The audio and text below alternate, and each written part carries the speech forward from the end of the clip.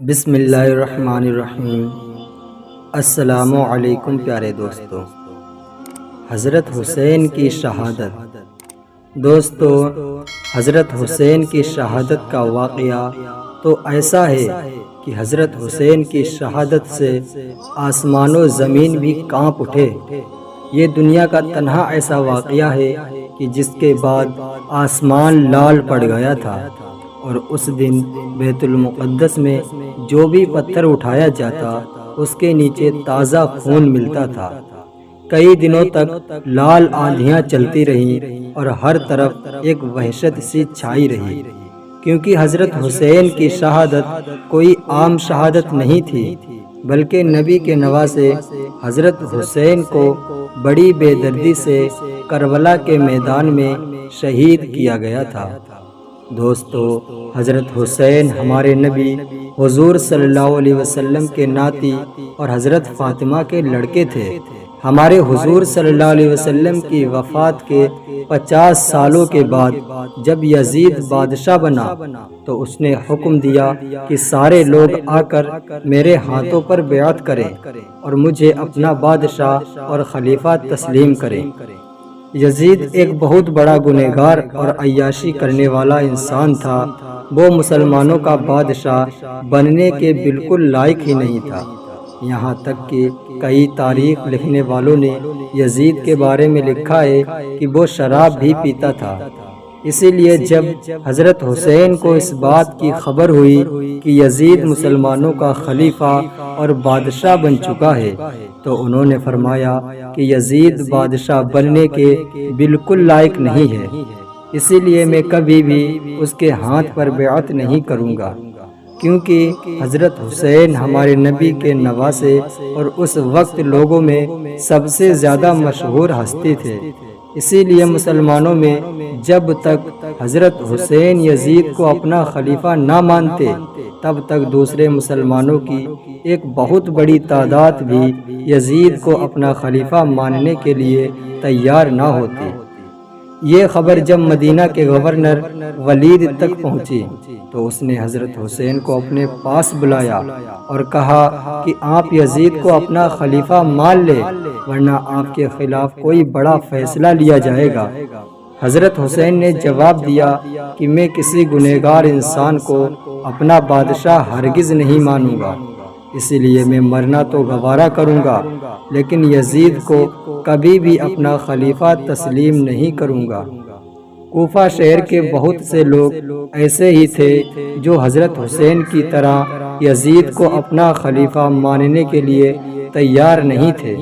اسی لیے جب ان لوگوں کو خبر ہوئی کہ حضرت حسین نے بھی یزید کو خلیفہ ماننے سے انکار کر دیا ہے تو کوفہ شہر والوں نے بہت سارے خط لکھ کر حضرت حسین کو کہا کہ آپ ہمارے پاس کوفہ آ جائیں اور ہم آپ کو اپنا بادشاہ اور خلیفہ تسلیم کریں گے، اور آپ کی خاطر اگر ہمیں لڑنا پڑے تو ہم اپنی جانوں کا نذرانہ بھی پیش کریں گے۔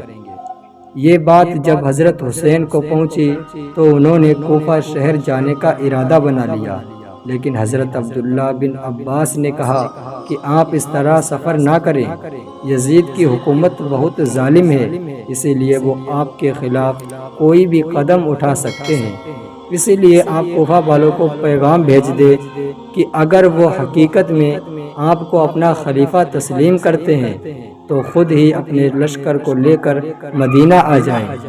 لیکن حضرت حسین نے جواب دیا کہ نہیں، میں کوفہ جانا مناسب سمجھتا ہوں، کیونکہ میں نے آج رات اس بارے میں ایک خواب بھی دیکھا ہے اور میرا لڑائی کرنے کا کوئی ارادہ بھی نہیں ہے۔ جب یزید کو خبر ہوئی کہ حضرت حسین نے اسے اپنا بادشاہ ماننے سے انکار کر دیا ہے تو اس نے ہر وہ طریقہ اپنایا کہ جس سے وہ حضرت حسین کو ڈرا دھمکا کر اپنی بات ماننے کے لیے راضی کر لے۔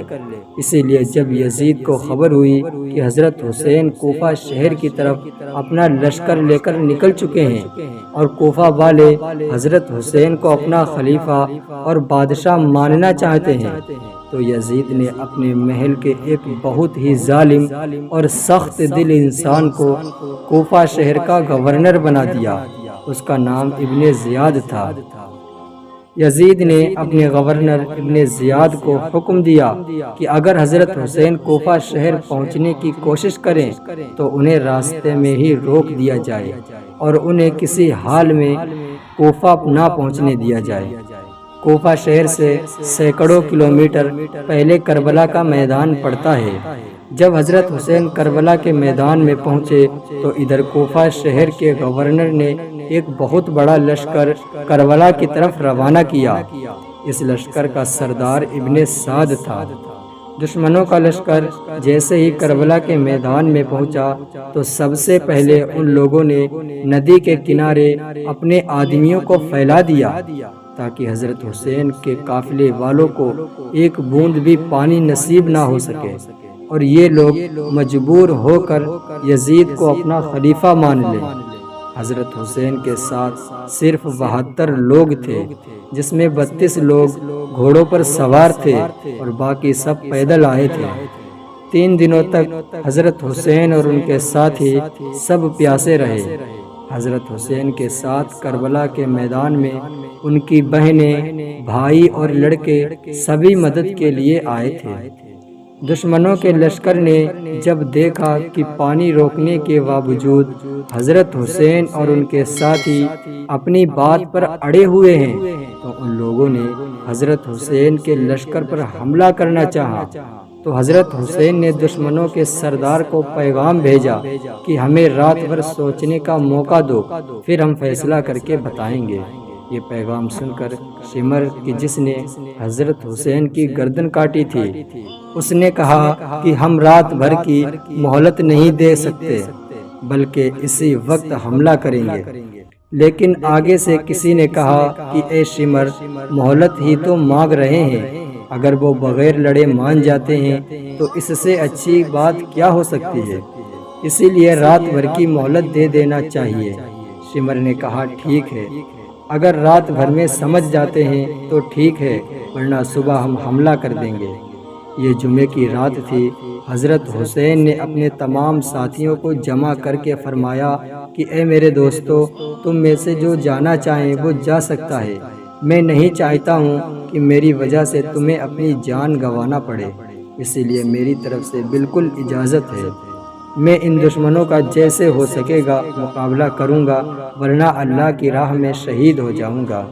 سارے ساتھیوں نے جواب دیا کہ اے حسین، کچھ بھی ہو جائے ہم آپ کو اس حالت میں چھوڑ کر واپس نہیں جائیں گے، اور ان دشمنوں کو آپ سے لڑنے سے پہلے ہمارا مقابلہ کرنا ہوگا۔ آپ کی خاطر ہم اپنے سر کٹوا دیں گے اور اپنی جانوں کا نذرانہ پیش کر دیں گے۔ ساری رات حضرت حسین اور ان کے ساتھیوں نے اللہ کے سامنے رو رو کر دعائیں مانگی اور اپنی فریاد رکھی۔ صبح سب نے فجر کی نماز پڑھی۔ سامنے دشمنوں کا لشکر حملہ کرنے کو تیار تھا کہ اسی وقت حضرت حسین کو ہلکی سی نیند آ گئی، اور پھر جب وہ بیدار ہوئے تو مسکرانے لگے۔ ساتھیوں نے پوچھا کہ حضرت آپ مسکرا کیوں رہے ہو؟ تو حضرت حسین نے جواب دیا کہ ابھی خواب میں مجھے اپنے نانا حضرت محمد مصطفیٰ صلی اللہ علیہ وسلم کی زیارت ہوئی۔ وہ مجھ سے کہہ رہے تھے کہ بیٹا میں تمہیں لینے آ گیا ہوں۔ اور پھر حضرت حسین نے اپنے لشکر کو ترتیب دے کر کھڑا کیا اور سامنے دشمنوں کو پکار کر کہا کہ اے لوگو، کیا تمہیں پتہ نہیں ہے کہ تم یہ کیا کرنے جا رہے ہو؟ کیا تم رسول کے نواسے سے جنگ لڑنا چاہتے ہو؟ کیا تمہیں پتہ نہیں ہے کہ میرے نانا محمد صلی اللہ علیہ وسلم کون تھے؟ کیا میں علی کا بیٹا نہیں ہوں؟ کیا حضرت حمزہ میرے نانا کے چچا نہیں تھے؟ کیا حضرت جعفر میرے نانا محمد صلی اللہ علیہ وسلم کے چچیرے بھائی نہیں تھے؟ کیا تمہیں میرے نانا کی وہ بات یاد نہیں جو انہوں نے میرے اور میرے بھائی حسن کے بارے میں فرمایا تھا کہ حسن اور حسین جنتی نوجوانوں کے سردار ہیں؟ دشمنوں کے لشکر پر حضرت حسین کی ان باتوں کا کوئی اثر نہ ہوا۔ ان کے لشکر میں صرف ایک مسلمان حضرت حر بن قیس ایسے تھے کہ جو یزید کے لشکر کو چھوڑ کر حضرت حسین کی طرف آ گئے اور کہنے لگے کہ یہ وقت جنت اور دوزخ کے فیصلے کا ہے۔ اگر آج میں حضرت حسین پر تلوار اٹھا دوں گا تو اللہ مجھے ہمیشہ کے لیے جہنم میں ڈال دے گا۔ دشمنوں کے سردار ابن سعد نے سب سے پہلا تیر حضرت حسین کے لشکر کی طرف چلاتے ہوئے کہا کہ تم لوگ گواہ رہنا کہ آج سب سے پہلا تیر میں نے چلایا تھا، اور پھر لڑائی شروع ہو گئی۔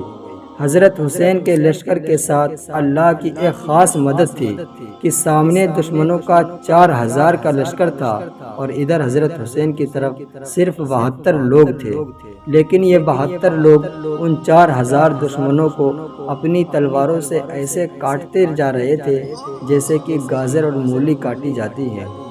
حضرت حسین کے لشکر میں ایک بہت بہادر مسلمان تھے، ان کا نام حضرت زہیر تھا۔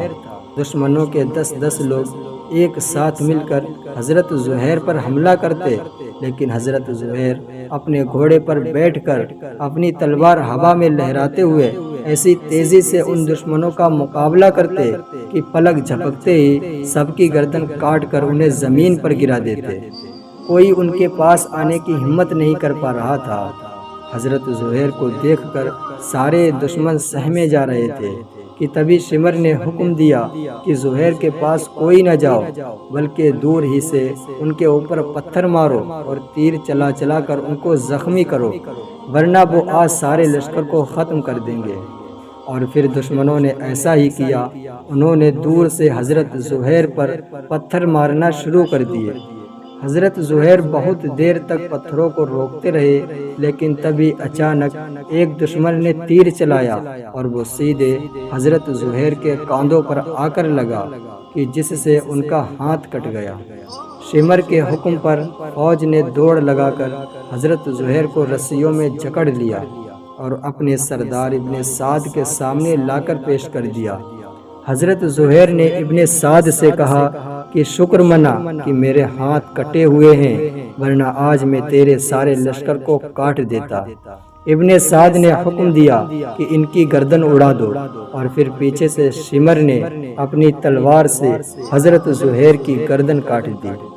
حضرت حسین کا لشکر اتنی بہادری سے لڑتا جا رہا تھا کہ دشمنوں میں سے کوئی بھی ان کا مقابلہ نہیں کر پا رہا تھا، اس لیے دشمنوں کے سردار ابن سعد نے 500 تیر اندازوں کو تیر کمان دے کر بھیجا اور کہا کہ دور سے ہی حضرت حسین کے گھوڑوں کو تیر چلا چلا کر مار ڈالو، تاکہ حسین کے لشکر والے بے بس ہو جائیں اور پھر ہم اپنے گھوڑوں سے ان پر حملہ کر دیں گے۔ ان 500 تیر اندازوں نے دور سے ہی تیر چلانا شروع کیے اور حضرت حسین کے لشکر کے سارے گھوڑے کو مار ڈالا۔ گھوڑوں کے مرنے کی وجہ سے حضرت حسین کا سارا لشکر پیدل ہو گیا۔ جمعے کا دن تھا، دوپہر کا وقت ہو چکا تھا، جمعے کی نماز کا وقت قریب تھا، تو حضرت حسین نے اپنے ایک ساتھی سے کہا کہ آواز لگا کر دشمنوں کے سردار سے کہو کہ ہمیں جمعے کی نماز پڑھنا ہے، تم تھوڑی دیر کے لیے اپنے لشکر کو روک لو تاکہ ہم نماز پڑھ سکیں۔ لیکن سامنے سے دشمنوں کے سردار نے جواب دیا کہ ہم تمہیں نماز نہیں پڑھنے دیں گے۔ مجبور ہو کر حضرت حسین نے نماز خوف پڑھی۔ وہ اس طرح کہ آدھے لوگ دشمن کا مقابلہ کر رہے تھے اور آدھے لوگ پیچھے جماعت کے ساتھ جمعے کی نماز پڑھ رہے تھے۔ پھر جب یہ لوگ نماز سے فارغ ہوئے تو یہ دشمن کا مقابلہ کرنے لگے اور باقی لوگوں نے آ کر اپنی جمعے کی نماز پڑھی۔ لڑائی مسلسل جاری تھی۔ دشمنوں کی فوج کے پاس گھوڑے اور ہتھیار تھے، لیکن حضرت حسین کی فوج کے سارے گھوڑے مارے جا چکے تھے، اسی لیے دشمنوں نے آگے بڑھ کر حضرت حسین کی فوج پر حملہ کر دیا اور ایک ایک کر کے حضرت حسین کی فوج کے سارے لوگوں کو مار دیا۔ حضرت حسین کے بڑے لڑکے حضرت علی اکبر سامنے کھڑے تھے۔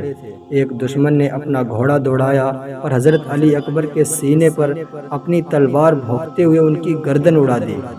اپنے بیٹے کو اس طرح قتل ہوتا دیکھ حضرت حسین بھی تڑپ اٹھے اور دوڑ کر علی اکبر کو اپنی گود میں لے لیا۔ آنکھوں سے آنسو جاری ہو گئے، لیکن دشمنوں نے آج نواسے رسول پر رحم نہ کھایا۔ حضرت علی اکبر نے اپنے باپ حضرت حسین کی گود ہی میں دم توڑ دیا۔ حضرت حسین نے اپنے بیٹے کی لاش اٹھا کر ایک کنارے رکھی اسی وقت ایک دشمن نے حضرت حسین پر حملہ کرنا چاہا تو حضرت حسین کے بھائی حضرت عباس آگے بڑھے اور اس دشمن کا جم کر مقابلہ کیا، لیکن وہ اپنے گھوڑے پر سوار تھا اور حضرت عباس پیدل تھے، اسی لیے تھوڑی دیر کے مقابلے کے بعد اس دشمن نے حضرت عباس کو بھی شہید کر دیا۔ ایک ایک کر کے سارے اہل بیت شہید ہوتے جا رہے تھے۔ حضرت حسین کے ساتھ اس دن ان کے گھر والوں میں سے 18 لوگ آئے تھے، لیکن یہ دشمن ایک ایک کو تاک تاک کر شہید کرتے جا رہے تھے۔ حضرت حسین اپنی آنکھوں کے سامنے اپنے بچوں اور بھائیوں کو ذبح ہوتا دیکھ رہے تھے۔ حضرت حسین کے بڑے بھائی حضرت حسن کے بیٹے حضرت عبداللہ نے جب دیکھا کہ دشمنوں نے میرے چچا حضرت حسین پر حملہ کر دیا ہے، تو یہ 6 سال کا بچہ اپنے خیمے سے ایک لاٹھی لے کر اپنے چچا حضرت حسین کو بچانے کے لیے دوڑا، لیکن تبھی سامنے سے دشمن نے ایک تیر چلایا اور پھر گھوڑا دوڑا کر حضرت حسین کے سامنے ہی ان کے بھتیجے حضرت عبداللہ کے سینے پر اپنی تلوار بھونک دی اور انہیں بھی شہید کر دیا۔ جس وقت دشمنوں نے حضرت حسین کے بھتیجے کے سینے پر اپنی تلوار بھونکی تو بھتیجے عبداللہ نے چیختی آواز میں اپنے چچا حضرت حسین کو پکارتے ہوئے کہا کہ ہائے میرے چچا، مجھے بچاؤ۔ حضرت حسین اپنے بھتیجے کو بچانے کے لیے دوڑے، لیکن تب تک دشمن اپنا کام کر چکا تھا اور حضرت عبداللہ کے سینے سے خون کا فوارہ ابل رہا تھا۔ حضرت حسین نے دوڑ کر اپنے بھتیجے عبداللہ کو اپنی گود میں لے لیا اور روتے ہوئے کہا، اے میرے بھتیجے، مجھے معاف کر دینا، آج کربلا کے میدان میں تیرا چچا حسین بہت بے بس ہے۔ دیکھتے ہی دیکھتے بھتیجے نے حضرت حسین کی گود ہی میں اپنا دم توڑ دیا۔ حضرت حسین نے روتے ہوئے بھتیجے کی لاش اٹھا کر کنارے رکھی۔ خیمے کے اندر سے گھر کی عورتیں یہ سارا منظر دیکھ رہی تھیں۔ حضرت حسین کی بہن حضرت زینب خیمے کے اندر مصلی بچھا کر اللہ کے سامنے سجدے میں گری ہوئی رو رہی تھی اور دعائیں کر رہی تھی کہ اے اللہ، آج اپنے نبی کے نواسے اور میرے بھائی حسین کی مدد فرما۔ یا اللہ، آپ دیکھ رہے ہو نا کہ ان دشمنوں نے کیسے میرے گھر والوں کو شہید کر دیا ہے۔ دوستو، اس کے آگے کا ویڈیو انشاءاللہ جلدی اپلوڈ کیا جائے گا۔ اگر ویڈیو اچھا لگا تو چینل کو سبسکرائب کریں، ویڈیو کو لائک کریں اور ایک پیارا سا کمنٹ کریں۔ انشاءاللہ ملتے ہیں اگلی ایک نئی ویڈیو میں، تب تک کے لیے السلام علیکم ورحمۃ اللہ وبرکاتہ۔